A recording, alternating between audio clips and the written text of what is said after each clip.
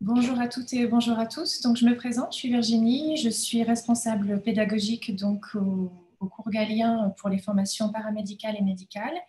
Afin que cette conférence se passe au mieux, je vous propose à tous et à toutes de conserver vos micros coupés et de ne pas activer vos caméras. En parallèle, j'en profite aussi pour vous présenter donc, la co-animatrice de cette conférence qui est Cécile Cyr, qui est donc experte en formation médicale et paramédicale et qui va donc m'assister au cours de cette conférence. Bonjour à tous. Donc voilà, si vous souhaitez pouvoir interagir avec nous au cours donc, de cette conférence, nous vous proposons donc de pouvoir converser avec nous via le chat. Donc en bas de votre écran, vous avez un petit onglet qui s'appelle Converser, dans lequel vous pouvez donc venir nous poser vos questions tout au long de la conférence. Et à la fin de notre présentation, nous vous proposerons donc de répondre aux questions les plus récurrentes qui auront été proposées donc ce matin. Donc n'hésitez pas à nous les poser, on y répondra à la fin. Donc ce matin, nous allons donc vous proposer de vous présenter comment réussir sa sélection en école paramédicale et sociale donc via Parcoursup. Donc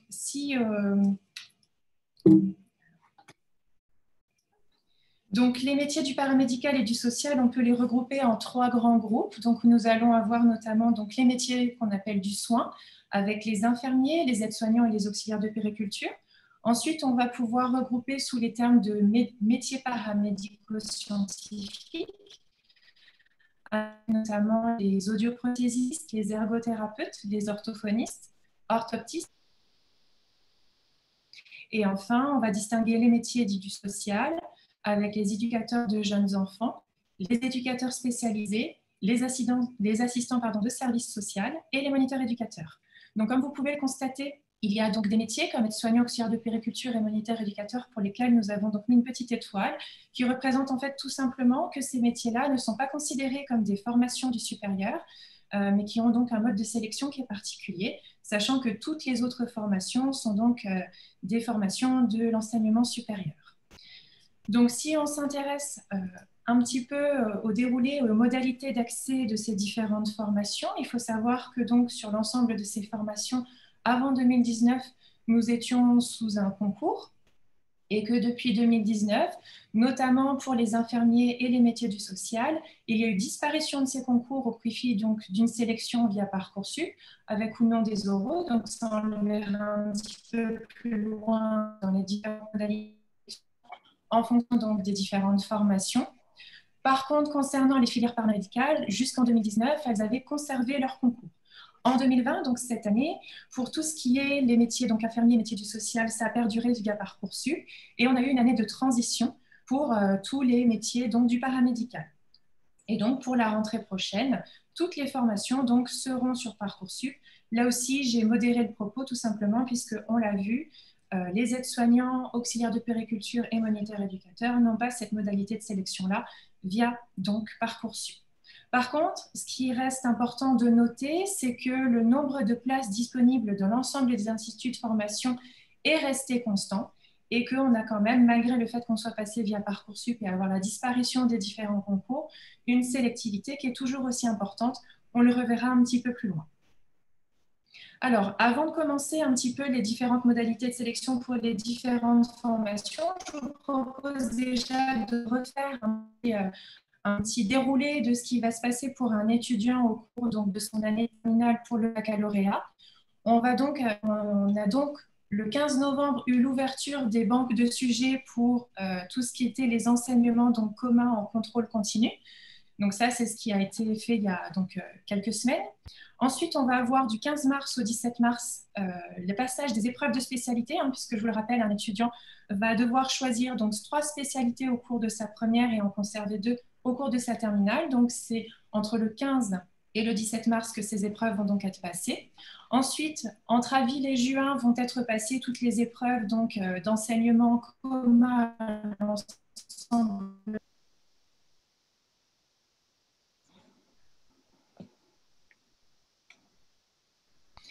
Et enfin, le 6 juillet, on va avoir donc les résultats de Parcoursup. Si on regarde un petit peu ce qui se passe au niveau des grandes dates de Parcoursup pendant l'année justement de terminale, On va donc là aussi avoir 5 grandes dates qui vont un petit peu moduler tout le parcours. On va déjà avoir le 21 décembre l'ouverture du site. Donc cette ouverture va permettre en fait tout simplement aux étudiants de pouvoir donc avoir des informations sur l'ensemble des formations qui sont disponibles sur Parcoursup. Donc sur Parcoursup, l'étudiant va pouvoir retrouver les modalités donc des différentes formations pour les sélections. Ensuite, le 20 janvier va avoir lieu l'ouverture des vœux. Donc, qu'est-ce qu'un vœu? C'est tout simplement le choix d'un étudiant pour une formation.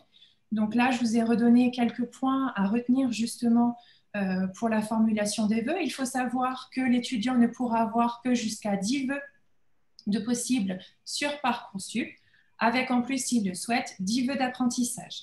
À l'intérieur de ces vœux, il va pouvoir formuler des sous-vœux. Donc, il aura là aussi un nombre limité de sous-vœux qu'il pourra effectuer, qui est autonome. Donc ça, on le reverra avec un exemple tout à l'heure sur les orthophonistes qui vous permettra un petit peu de mieux concrétiser la notion de vœux et de sous-vœux. Il faut savoir qu'on a encore une autre contrainte pour toutes les formations paramédicales, puisque seulement 5 vœux peuvent être faits par formation. Donc, suite à l'ouverture des vœux, les étudiants vont pouvoir, jusqu'au 11 mars, formuler l'ensemble de leurs vœux sur Parcoursup. Et au 11 mars, les vœux seront donc clôturés. C'est-à-dire qu'au-delà du 11 mars, les étudiants ne pourront plus formuler des souhaits de formation au niveau de Parcoursup. Ensuite, entre le 11 mars et le 8 avril, l'étudiant va pouvoir venir compléter son dossier sur Parcoursup. Il faut donc savoir que sur Parcoursup, pour le compléter le dossier, il va y avoir un certain nombre de rubriques qui vont devoir être complétées, comme notamment des projets motivés, des expériences, leur parcours scolaire, etc. Donc ça, ils pourront le compléter jusqu'au 8 avril. Et ensuite, entre le 8 avril et le 27 mai, ce sont pendant cette phase-là que les étudiants, dans les formations qui ont des modalités de sélection, notamment d'oral, pourront donc être convoqués pour les différents oraux de sélection dans les différentes formations. Et enfin, au 27 mai, il y aura les premiers résultats de Parcoursup donc, qui seront émis et qui permettront donc aux étudiants de pouvoir savoir quels sont les vœux qui ont été validés ou non. Au niveau donc de Parcoursup, je vous en ai parlé, les différentes écoles vont donc avoir des critères de sélection des étudiants via leur dossier. Donc les dossiers, je vous l'ai dit, sont constitués essentiellement de leurs expériences, de leurs engagements, de leurs activités, de leur cursus, de leur promotion motivée, etc. Et donc chaque école va avoir ce qu'on appelle des attendus. Donc si on regarde un petit peu au niveau des métiers du paramédical et du social, on va en avoir 4 grands qui sont donc regroupés et qu'on retrouve pour l'ensemble de ces métiers, qui sont donc déjà avoir ce qu'on appelle des qualités humaines, donc tout ce qui est empathie, bienveillance, écoute, etc. Donc, ils sont tout simplement les prérequis pour faire ces métiers-là, qui sont quand même des métiers d'accompagnement de la personne. On va avoir aussi des intérêts pour tout ce qui est les questions de santé, sanitaire et sociale. Donc là, ce qui est important, c'est vraiment que l'étudiant s'intègre complètement dans toutes ces notions donc, de sanitaire et social et qu'il en ait donc connaissance. Ensuite, on va aller chercher aussi des choses qui sont importantes comme les compétences d'expression écrite et orale. Et enfin, on va aller chercher en fait tout simplement des compétences donc chez les personnes au niveau de comment bien travailler en équipe, comment être aussi autonome. Et surtout, on va chercher chez l'étudiant ces compétences méthodologiques et comportementales. Donc, toutes ces notions-là, ce sont des choses qu'on retrouve pour l'ensemble des métiers. On peut aussi noter que pour les formations paramédicales qui sont un petit peu plus scientifiques, on a jusque-là des concours qui allaient chercher beaucoup de connaissances dans le scientifique. Donc là aussi, sur le dossier Parcoursup, vont être allés chercher des connaissances scientifiques, d'aller regarder un petit peu aussi quelles sont les aptitudes de l'étudiant dans la démarche scientifique. Si on regarde un petit peu, si on essaye un peu de noter ce qui peut être important sur Parcoursup, il faut savoir que déjà, il est important de remplir toutes les rubriques de Parcoursup, puisque toutes peuvent être importantes et toutes peuvent amener justement des éléments de réponse pour l'ensemble des attendus de sélection des formations. Ensuite, il est aussi important, quand on construit son projet, dans le choix d'un vœu, d'avoir une réelle cohérence entre tout ce qui est expérience, les engagements personnels de l'étudiant, ses activités, mais aussi le cursus de sa formation souhaitée. Donc, pour donner vraiment une réelle cohérence et donner du poids à son dossier pour la sélection. Et enfin, il faut aussi bien connaître les formations dans lesquelles on postule Et quelles sont ces exigences? Ça, c'est d'autant plus vrai pour les formations où on va aller avoir un oral qui va permettre là aux différents sélectionneurs de pouvoir voir un petit peu quelles sont les motivations de l'étudiant et quelles sont donc ses connaissances du métier et des exigences de ce métier. Donc, si maintenant on détaille un petit peu ce qui va se passer dans les différentes sélections, au métier du soin, donc on va s'intéresser aux infirmiers pour commencer. Il faut donc savoir qu'il y a un nombre d'écoles infirmières qui est important en France, puisqu'on va retrouver 222 écoles, avec en tout, si on dénombre le nombre de places, environ 25 000 places qui sont proposées. Il faut savoir que c'est une formation qui est extrêmement demandée sur Parcoursup, puisqu'on le voit, c'est l'un des premiers vœux qui a été émis en 2020, avec presque 612 000 de vœux émis vers les infirmiers. Si on regarde un petit peu le nombre d'étudiants qui ont été appelés sur liste principale par rapport au nombre de vœux confirmés, on peut constater donc qu'on a une sélectivité qui est de 30%, qui montre bien que là, on a conservé aussi une très forte sélectivité sur les métiers donc, de l'infirmier et que ce sont des métiers qui ne sont pas accessibles si facilement que ça, malgré le fait qu'on soit sur une sélection via Parcoursup. Donc, si on regarde un petit peu quels sont les attendus au niveau des infirmiers, comme je vous le disais tout à l'heure, c'est une formation, le choix que de 5 vœux au maximum. Donc, c'est en ça que ça en fait une formation qui est extrêmement sélective. On peut avoir plusieurs IFSI qui sont sous la forme de regroupement. Donc, un regroupement va correspondre à un vœu. Et donc, à l'intérieur d'un regroupement, s'il y a plusieurs villes, l'étudiant pourra choisir une ou plusieurs villes, ce qui va représenter donc plusieurs sous-vœux. Donc là encore, on sera dans les modalités de sélection avec au maximum donc 5 vœux formulés sur les infirmiers et ensuite les différents sous-vœux en fonction des villes qui sont à l'intérieur des regroupements. Si maintenant on s'intéresse aux infirmiers des forces armées et aux infirmiers en reconversion.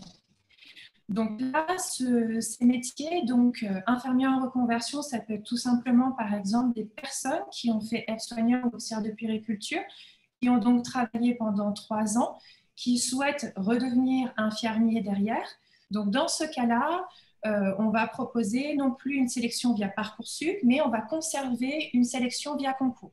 Donc, il faut savoir que pour cette sélection via concours, on va donc avoir déjà 2 épreuves écrites d'admissibilité. La première va vraiment aller chercher des compétences de rédaction et de questionnement sur des domaines sanitaires et sociaux, et la deuxième sur des aptitudes mathématiques.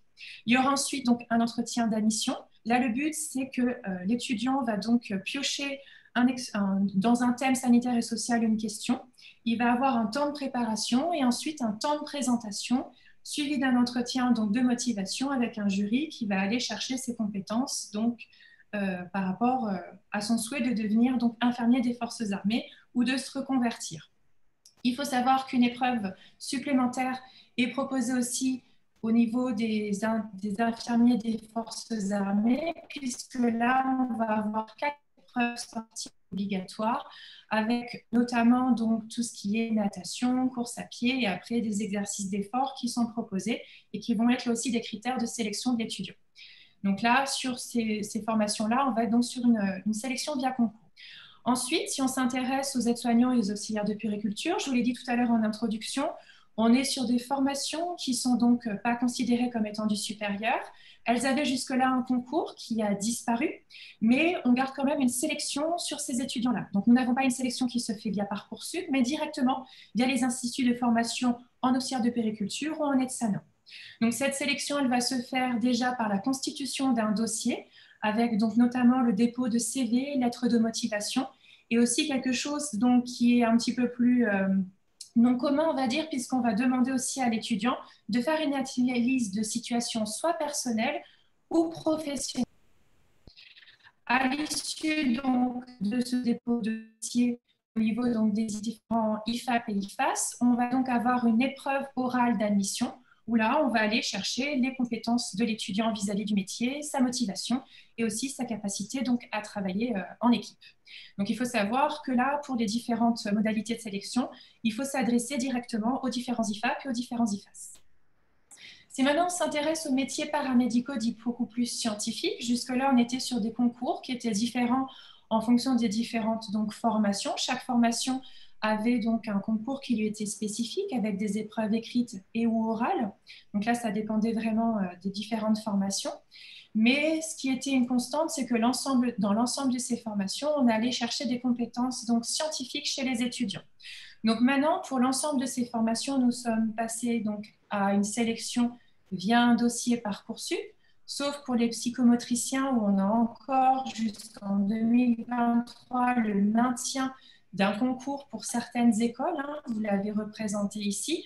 Nous avons 8 écoles qui sont passées sur une sélection via Parcoursup et 3 écoles qui sont passées par une sélection, donc toujours par concours. Au final, si on regarde un petit peu sur ces différentes formations-là, on a donc la constitution d'un dossier et ensuite, pour certaines formations, on va avoir des oraux d'admission. Là, le nombre d'écoles ainsi que le nombre de places n'a pas évolué. Ce sont des formations, si on regarde ici dans notre tableau, qui sont quand même très demandées. Et si on regarde là aussi le nombre de personnes qui sont appelées en phase principale par rapport au nombre de vœux confirmés, on peut quand même constater qu'on a là aussi encore une très très grande sélectivité, malgré le fait que l'on soit passé donc par une sélection. Là, il faut quand même bien retenir que ce sont des formations qui sont difficiles d'accès et qui nécessitent quand même d'avoir un dossier qui soit bien constitué. Si on s'intéresse maintenant aux orthophonistes, il faut savoir donc que jusque-là, c'est un concours qui était extrêmement exigeant avec une partie de phase écrite et une partie de phase orale, avec un oral qui était extrêmement donc sélectif et difficile. Donc maintenant, la sélection des orthophonistes se fait via Parcoursup, via leur dossier, mais aussi via donc un oral d'admission qui reste tout autant sélectif. Et là aussi, si on regarde le nombre de personnes appelées en phase principale par rapport au nombre de vœux confirmés, on peut là aussi constater une très très grande sélectivité sur cette formation-là. Donc, si on regarde un petit peu justement quelles sont donc les modalités de sélection sur les métiers paramédicaux, tout comme dans toutes les formations paramédicales, nous avons donc maximum 5 vœux pour chaque formation. Il faut savoir donc qu'on peut avoir ce qu'on appelle des regroupements géographiques. Donc, si on prend comme exemple ici le regroupement géographique Amiens-Rouen-Caen, donc ici, ce regroupement géographique va donc représenter un groupement, donc un vœu. Et à l'intérieur donc, de ce groupement, on va avoir différentes écoles, donc l'école d'Amiens, de Rouen et de Caen. Et il faut savoir que chacune de ces écoles va donc représenter dans ce regroupement un sous-vœu. Donc, un étudiant qui va choisir le groupement Amiens-Rouen-Caen va donc émettre un vœu en orthophonie et ensuite, il pourra faire 1, 2 ou 3 sous-vœux dans son dossier Parcoursup. Donc, voilà pour l'exemple des orthophonistes. Si maintenant on s'intéresse au métier du social, donc là aussi, c'était via concours avant, avec donc des concours écrits suivis d'oraux. Donc là, sur cette formation-là, pour les éducateurs de jeunes enfants, les éducateurs spécialisés, assistants de services sociaux, on va donc avoir une sélection au niveau du dossier et ensuite, on a eu la conservation de l'oral d'admission. Donc là aussi, si on regarde le nombre d'écoles et le nombre de places en formation initiale, on voit quand même qu'il y a quand même beaucoup de places. Au niveau du nombre de vœux, il y a beaucoup de vœux qui sont formulés là aussi sur ces différentes filières. Et si on s'intéresse à la sélectivité, là aussi, on a une forte sélectivité puisque seulement 30% des personnes donc, peuvent rentrer dans ces différentes formations. En plus de la formation initiale, ce sont aussi des formations qui vont permettre à certains étudiants de pouvoir y rentrer par la voie de l'apprentissage. Par contre, les prérequis nécessaires pour rentrer sur la voie d'apprentissage sont forcément d'avoir pour l'étudiant un employeur et d'avoir signé un contrat d'apprentissage. Donc là, ici, les oraux sont extrêmement importants, comme je vous l'ai montré tout à l'heure dans la frise de chronologie de Parcoursup. Les oraux se font donc entre le 8 avril et le 27 mai, et c'est eux qui vont conditionner la sélectivité donc, de l'étudiant.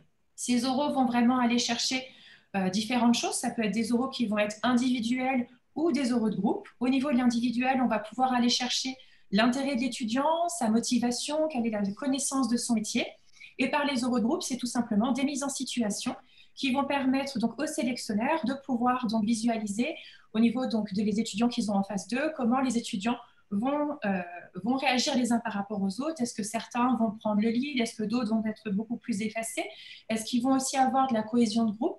Puisqu'en fait, ce sont des métiers quand même qui sont dans le social, dans l'accompagnement des personnes, mais qui sont aussi des métiers qui travaillent les uns avec les autres. Donc, dans ces phases de sélection orale, il va y avoir vraiment mis l'accent sur le fait qu'il y a un travail de groupe qui est nécessaire et aussi donc la connaissance des différents tenants et aboutissants de ces métiers avec les conséquences que ça peut avoir au niveau financier, mais au niveau aussi de toutes les connaissances donc des différents métiers. Pour les moniteurs éducateurs, là aussi, je vous l'ai dit tout à l'heure, c'est quelque chose qui n'est pas considéré comme une formation donc, de l'enseignement supérieur, qui va avoir là aussi son propre mode de sélection, qui se fait donc via concours. Il faut savoir qu'il peut y avoir une première épreuve dite d'admissibilité écrite. Donc ça, ce n'est que pour les personnes qui ne sont pas bachelières. Donc là, tout simplement, cette épreuve va être une épreuve rédactionnelle qui va porter sur des questions et des sujets du domaine sanitaire et social. Donc là, on va vraiment aller chercher la connaissance de ces domaines au niveau de l'étudiant et ses capacités donc, de réflexion et de synthèse sur ces domaines-là. Et ensuite, là aussi, on aura donc des oraux individuels et ou collectifs. Donc là, comme je vous l'expliquais juste avant sur les oraux via Parcoursup, on va là aussi essayer de connaître le métier, l'intérêt aussi pour le domaine social, l'ouverture d'esprit, l'écoute. Alors, si on regarde un petit peu ce que nous on propose au cours Galien, il faut savoir que ça fait des années que nous accompagnons l'ensemble des formations du paramédical et du social. On avait jusque-là donc des exigences au niveau des concours, mais aussi on permettait aux étudiants de pouvoir franchir le cap entre donc, le lycée et l'enseignement supérieur, qui est parfois très différent et qui est assez perturbant parfois pour certains étudiants. Donc ça, c'est quelque chose qu'on a l'habitude de faire depuis des années. Et donc, par rapport à ces nouvelles réformes, on propose donc 3 grands modules d'accompagnement de l'étudiant. Donc, on va avoir le module d'apport notionnel, le module professionnel et personnel et le module de sélection. Donc ici, on va chercher au niveau de l'étudiant à l'aider à différents niveaux. Donc déjà, au niveau du module d'apport notionnel, on va vraiment aller chercher à donner à l'étudiant des bases solides, d'anticiper aussi parfois le programme donc, de la formation qui est visée. Si on prend par exemple les infirmiers, on va vraiment chercher à essayer d'anticiper tout ce qui est vocabulaire, les différents cours de la première année d'infirmier. Et là, le but, c'est vraiment de donner une base, un socle solide de connaissances à l'étudiant pour la formation qu'il vise, mais aussi une méthodologie de travail qui est forcément différente de celle qu'on peut avoir jusqu'à aujourd'hui au lycée. Ensuite, au niveau du module professionnel et personnel, là, c'est vraiment de construire au maximum le projet de l'étudiant en se basant par rapport à ses expériences et en lui offrant de nouvelles expériences. Donc, ça va ici permettre à l'étudiant aussi de pouvoir assurer son orientation.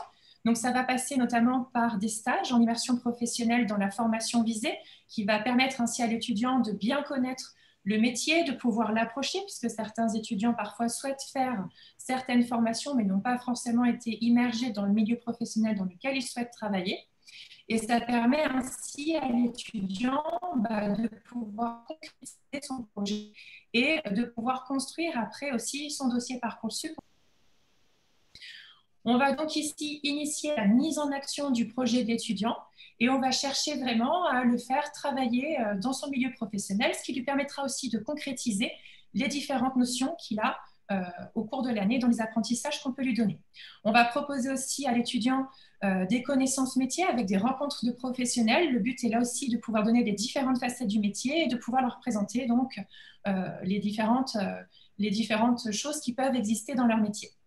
Et enfin, on a aussi la mise en place de projets de groupe qui sont tout simplement des mises en place d'actions citoyennes dans le domaine solidaire ou social.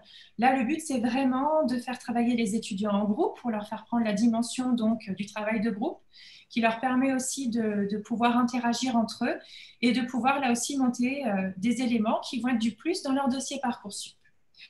Et enfin, le module de sélection, donc là, on est là par rapport à leur projet d'orientation, donc soit via Parcoursup, soit par des oraux, soit par les concours. Donc là, on va vraiment essayer de concrétiser et d'aller chercher toutes les choses qui étaient donc importantes dans les modules apport notionnel et aussi modules professionnels et personnels pour les aider donc dans la sélection. On va notamment avoir l'aide à la rédaction de l'ensemble des rubriques de Parcoursup, dont le projet motivé, mais aussi tout ce qui est expérience qui aura été donc acquéri au cours de notre année, mais aussi dans nos expériences professionnelles. On a donc ainsi un suivi individualisé de chacun de nos étudiants jusqu'à la fin de leur vœu ou alors jusqu'à la fin de leur sélectivité.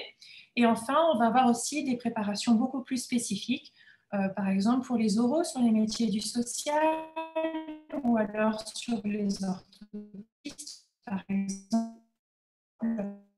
où là, on a aussi donc, des préparations qui sont orales. On va aussi aider les étudiants à préparer ces oraux et à en connaître donc les tenants et les aboutissants. Notamment pour les orthoptistes, on va là aussi avoir donc une sélectivité très importante sur l'oral. Donc là aussi, on a une réalisation orale.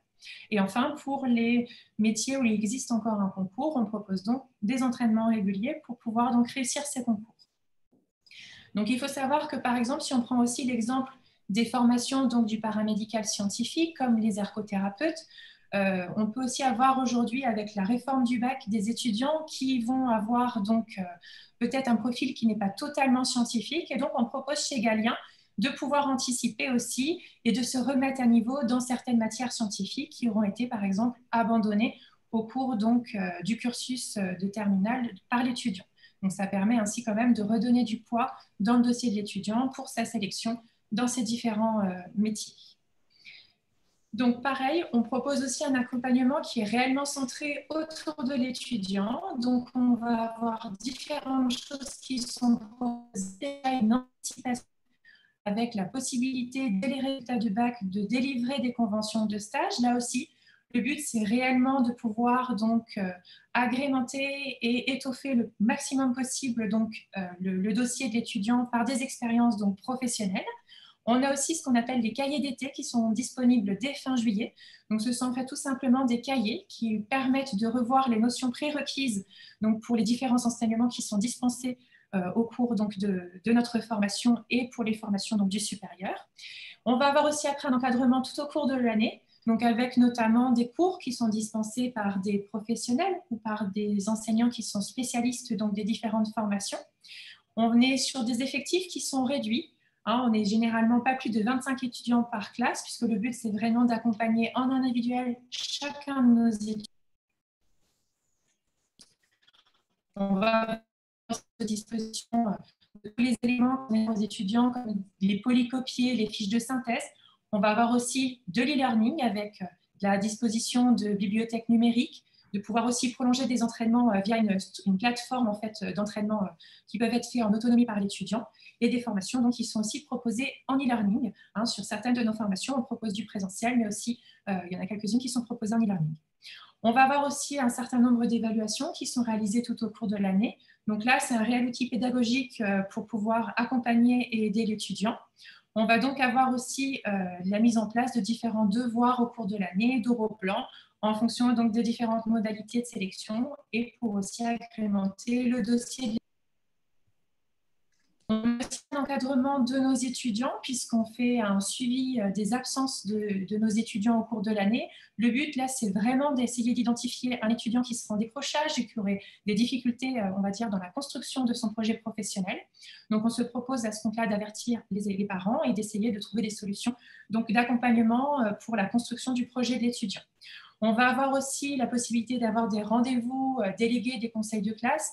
Là, le but, c'est vraiment de voir l'évolution de notre classe, de voir un petit peu comment les étudiants ont aussi leur retour, être à leur écoute, donc être tout simplement présent pour les aider au mieux pendant leur année. Et ensuite, on va avoir aussi donc, des suivis individualisés avec des entretiens de motivation, de gestion du stress, de rendez-vous individuels, d'échanges, pour vraiment l'accompagner sur les différents soucis que peut rencontrer l'étudiant au cours de la construction de son projet. Et enfin, on propose aux étudiants des conditions de travail qui leur permettent de pouvoir être déjà dans le partage et la cohésion en laissant nos salles disponibles 7 jours sur 7 et de leur fournir des bonnes conditions de travail pour qu'ils puissent travailler au mieux.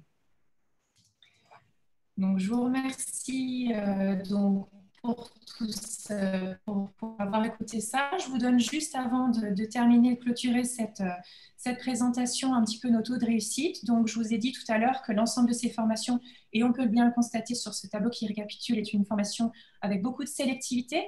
On le voit bien, on est généralement entre 30 et on va dire entre 5 et 30%, pardon. Et ici, vous avez nos différents taux de réussite d'entrée des étudiants par rapport à notre formule d'accompagnement. Donc, je vous remercie pour votre attention et puis on reste disponible maintenant avec Cécile pour pouvoir répondre à différentes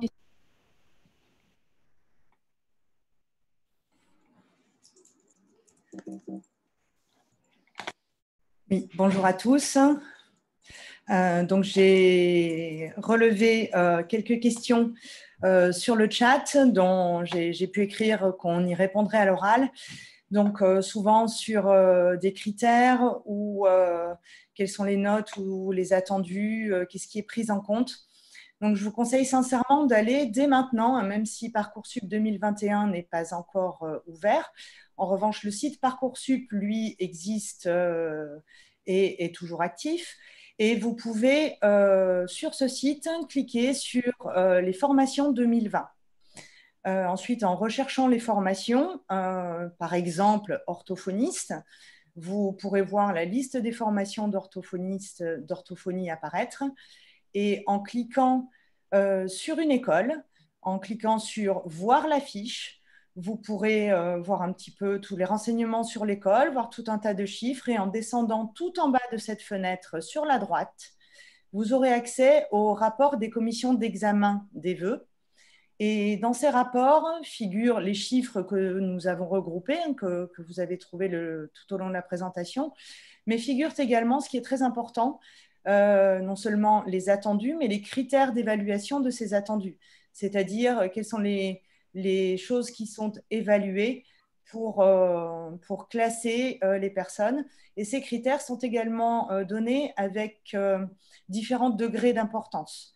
Donc, dans ces critères, on peut trouver des notes, mais on peut trouver également des appréciations, la fiche à venir pour les lycéens ou pour ceux qui sont en réorientation, la fiche de suivi de réorientation. Donc, j'en ai parlé, je crois, dans le chat à quelqu'un. Donc, tous ces rapports sont vraiment importants à consulter pour savoir ce sur quoi vous allez être classé pour Parcoursup. Donc, nous avons eu également une demande concernant les vœux et les sous-vœux. Donc, c'est vrai que ça peut être un petit peu compliqué au départ. Donc, certaines formations, notamment en IFSI, mais pas que, regroupent différentes écoles. Ces différentes écoles constituent un seul vœu. Donc, par exemple, pour IFSI, vous pouvez candidater au groupement qui est relié à l'Université de Montpellier. Ça ne va utiliser qu'un seul de vos 10 vœux. Mais à l'intérieur de ce vœu, il y a plusieurs IFSI, plusieurs écoles, puisqu'elles se sont regroupées. Donc, vous pouvez candidater à plusieurs de ces écoles, et ça ne constituera pas des vœux supplémentaires, puisque 10, ce n'est pas beaucoup, ça constituera des sous-vœux. Donc, vous ne grillerez pas des vœux supplémentaires. Vous pourrez, par exemple, candidater à 3 écoles dans le groupement d'IFSI de Montpellier, mais ça ne vous prendra qu'un seul vœu. Donc, pour des formations comme orthophonie ou comme audioprothèse, il existe des groupements, il existe des écoles qui sont isolées. Donc là, c'est vraiment stratégique. En fonction du nombre de vœux que vous souhaitez utiliser pour ces formations, il peut être intéressant de candidater à des groupements pour limiter le nombre de vœux et pouvoir candidater à plusieurs écoles qui, là, ne sont que des sous-vœux. Vous pouvez me dire par le chat si c'est bien clair pour vous ou pas. Et puis, de toute façon, nos collègues qui sont sur le stand Galien sur le salon virtuel pourront également répondre à vos questions sur le chat. On a également posé la question pourquoi faire une prépa alors qu'il n'y a plus de concours et que c'est sélectionné sur dossier, ou est-ce qu'il vaut mieux faire une première année universitaire si on n'est pas pris la première année pour être ensuite sélectionné sur dossier. Donc, alors, notamment pour psychomotricien, la question m'a été posée. Donc, c'est vrai que la question se pose finalement un peu moins pour psychomotricien, tout simplement parce qu'il y a 3 des plus grandes écoles en termes de nombre de places, les 3 écoles de l'ISRP, qui, elles, restent encore actuellement par sélection via concours. Ça représente à peu près 45% des places quand même en psychomotricité. donc qui sont accessibles par concours. Et ensuite, comme Virginie a pu vous l'expliquer, évidemment, tout ce que nous faisons à la prépa peut être valorisable sur Parcoursup. Alors, non seulement par le dossier, hein, dans lequel on peut vraiment valoriser les différentes expériences et les différentes réflexions auxquelles on vous a préparé. Et également, nous avons des conseils de classe, des bulletins hein, que vous pouvez intégrer dans Parcoursup. Alors, est-ce qu'ils sont examinés ou pas par les membres du jury? Là, on a vu dans certains rapports de commission que c'était le cas, par exemple dans une école d'orthopsie, si je me souviens bien. Parfois, ça n'est pas le cas, mais les appréciations, elles, si la valeur des notes n'est pas prise en compte, peuvent parfaitement être prises en compte. Et vous constaterez, en allant voir dans les rapports des jurys, que les appréciations sont extrêmement importantes, notamment pour tout ce qui concerne les qualités humaines, le travail d'équipe, la capacité d'empathie ou ce genre de choses. Tous ces métiers sont quand même des métiers qui sont éminemment humains. Et donc, souvent, les écoles vont quand même chercher dans les appréciations ce qu'elles ont comme élément pour toutes ces qualités humaines qui sont difficilement quantifiables en termes de notes hein, sur les bulletins. Ensuite, entre plutôt une année de faculté ou plutôt une prépa, ça, je pense que tout dépend vraiment de votre projet à plus long terme, ça c'est sûr. Je sais que bon, les résultats que nous avons eus les dernières années montrent qu'une prépa est utile, ça c'est clair. Et je pense que c'est surtout utile en montrant qu'on a voulu rester focalisé sur la formation qu'on avait envie de faire, sur le métier qu'on avait envie d'exercer. Ça montre une motivation pour cette formation-là. Et ça, c'est un élément clé.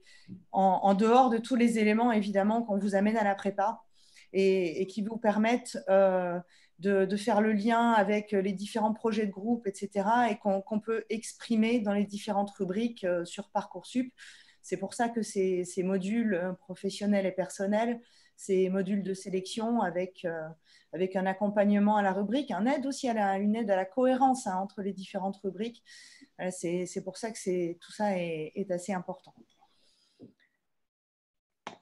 Si vous avez d'autres questions, n'hésitez pas à nous les mettre sur le chat.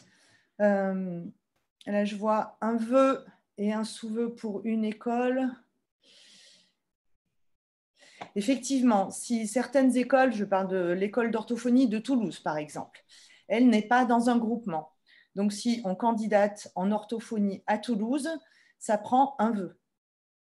Alors que si on candidate en orthophonie dans le groupement Occitanie, Est, PACA, là, un vœu va vous permettre de postuler à plusieurs écoles. Oui, cette session est enregistrée et elle sera disponible en replay à la fin de la journée.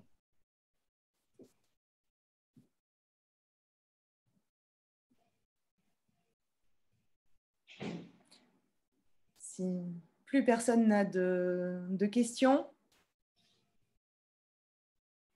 Quoi qu'il en soit, si jamais ces questions venaient plus tard, n'hésitez pas à vous rapprocher de nos collègues. Donc, comme je vous l'ai dit tout à l'heure, sur le stand Galien, qui est sur le salon virtuel, et plusieurs d'entre eux, de nos différents centres, hein, puisque nous sommes implantés un peu dans toute la France, donc pourront vous répondre et ce sera un petit peu plus facile de personne à personne directement.